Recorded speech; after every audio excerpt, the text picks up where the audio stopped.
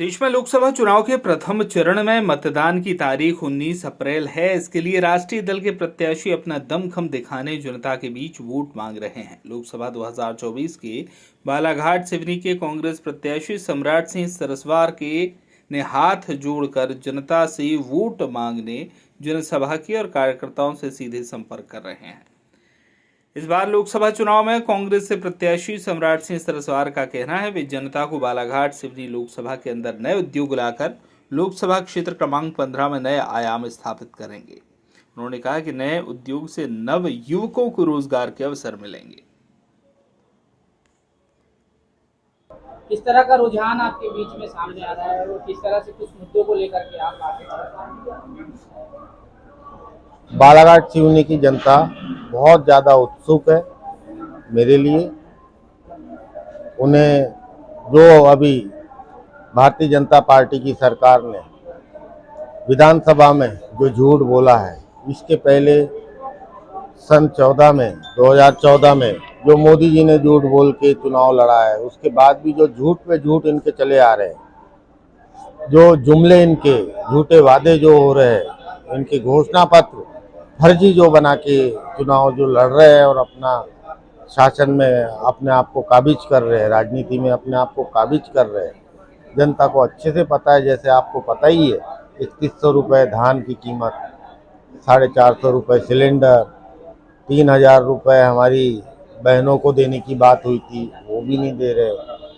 तो इस तरीके के जो इनके घोषणा पत्र में देने के बाद नहीं करने से उन्हें मेरे ऊपर पूरा भरोसा है, क्योंकि हम झूठ और फरेब के साथ में चुनाव नहीं लड़ते।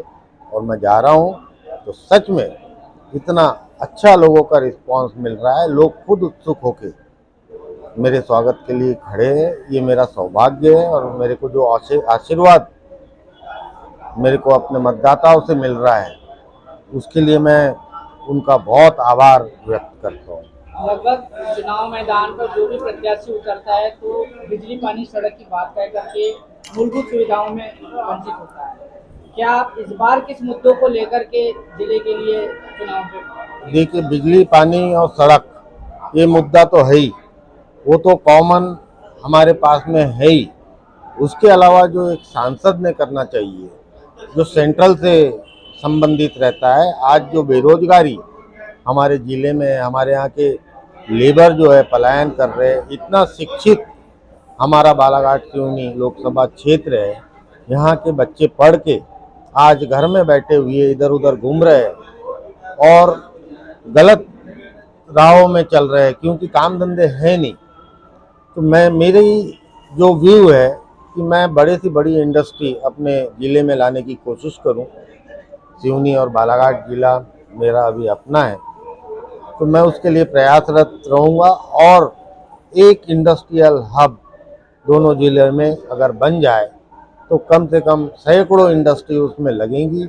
जैसे कि आप देख रहे हैं, कनकी में एक इंडस्ट्रियल हब इनने बनाए हैं, लेकिन आज 5 साल से उसमें करोड़ों रुपए खर्चा करने के बाद आज भी कोई इंडस्ट्री वहाँ डली नहीं, ना अभी तक वो ज़मीन आवंटित किए। यहाँ तक कि वहाँ रोड, बिजली से लेकर हर चीज़ कंप्लीट है।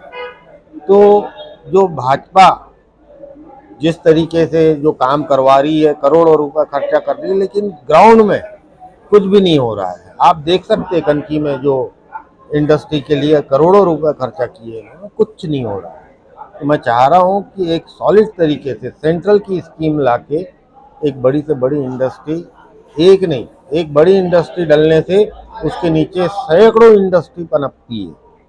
तो मैं चाह रहा हूँ कि एक अच्छी बड़ी इंडस्ट्री आए। और जैसे कि आपको पता है, हमारे ज़िले में मिनरल्स, कॉपर, मैंगनीज से लेकर डोलोमाइट से लेकर बहुत सारे मिनरल, लाइम स्टोन से लेकर एक बहुत बड़ी सीमेंट इंडस्ट्री, सीमेंट प्लांट डल सकता है यहाँ पे, लेकिन इसमें पहल कुछ नहीं हो रही है। तो मेरी उसमें प्रयासरत रहूँगा। उसके अलावा रेलवे में जो हमारे पैसेंजर ट्रेन बहुत कम है और मालगाड़ी हमारे यहाँ से धड़ाधड़ चल रही है, तो हम फोकस करें कि रेलवे जो बनी थी, हम आम जनता के सेवा के लिए बनी थी। गुड्स व्हीकल ज़्यादा हो रहे हैं, लेकिन पैसेंजर कम होते जा रहे हैं। पैसेंजर ट्रेनों को घंटे खड़ा रखा जा रहा है और मालगाड़ियां धड़ाधड़ निकल रही है। इस पे भी कार्रवाई करने की जरूरत है। और उसके अलावा रेलवे लाइन से हम हर शहर को, हर बड़े शहर को जोड़ने की कोशिश करें, तो ये मेरी प्राथमिकता रहेगी। बालाघाट से वीरेंद्र श्रीवास की रिपोर्ट।